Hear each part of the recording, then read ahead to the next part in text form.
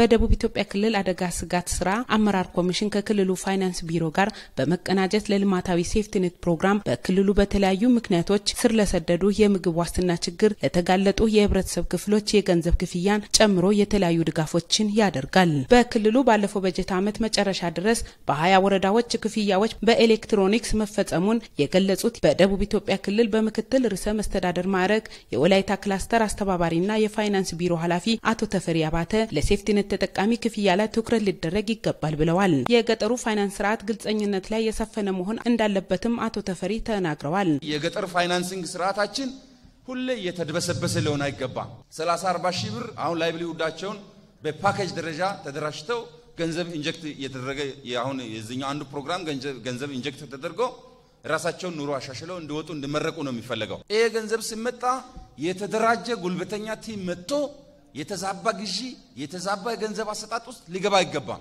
ሁሉም ሰው ተረባርቦ ዜጎቻችን ከዚህ ችግር ቢወጡ ጥሩ ነው የሚል አስተሳሰብ ሊያዝ ይገባል። በተለይም በአርብቶ አደሩ አካባቢ ያለው የክፍያ ስርዓት የተጓተተ በመሆኑ ትኩረት ሊደረግበት እንደሚገባም አቶ ተፈሪ አሳስበዋል።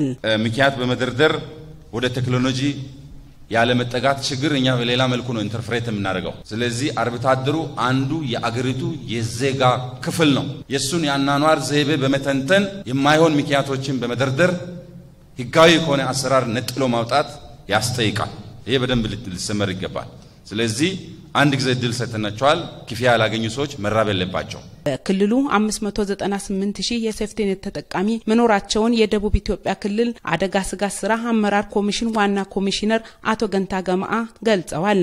እነዚህን ሰዎች አድረስ ለማድረግ አባወራ ቁጥር እኮ ስንወስድ በጣም ትንሽ ነው። በአባወራ ስንወስድ በክልላችን 598,000 ተጠቃሚ አለ። ነገር ግን አባወራ ስንድ ወደ 170 ምናምን ሺህ እንደዛ አካባቢ ነው አይደል እልኩ ይሄ ወደ ወረዳ ሲበተን በጣም ትንሽ ነው። ስለዚህ ለምንድን ነው አሟልተን ማናቀርበው? በተለይኛ የግብርና መዋቅር አይ ባንክ ደርሶ እንዲሆኖ እንዲያሆኖ ምትሉትን አቆሙ። እንደው ዛሬ እግዚአብሔር ይስጣችሁ በደንብ ነገራችሁን ባንክ አመራሮች ይሄን አቆሙ። ስራችሁን ስሩ። የክፍያ ስርዓቱን በማዘመን ተገልጋዩ ጊዜና ቦታ ሳይገድቦ ተጠቃሚ መሆን መቻል አለበት ያሉት በክልሉ መንግስት የፋይናንስ አስተዳደር ዘርፍ ላይ የቻናል 1 ፕሮግራሞች ማስተባበሪያ ዳይሬክተር አቶ ውብሸት ዮሐንስ ናቸው። ጊዜና ቦታ ሳይገድብ ይህ ደሃ ማህበረሰብ ገንዘቡን የትኛውም ቦታ ላይ አውጥቶ እንዲጠቀም እድሉን ለማስፋት ወደ ቴክኖሎጂ ስርዓት ለማግባት ነው።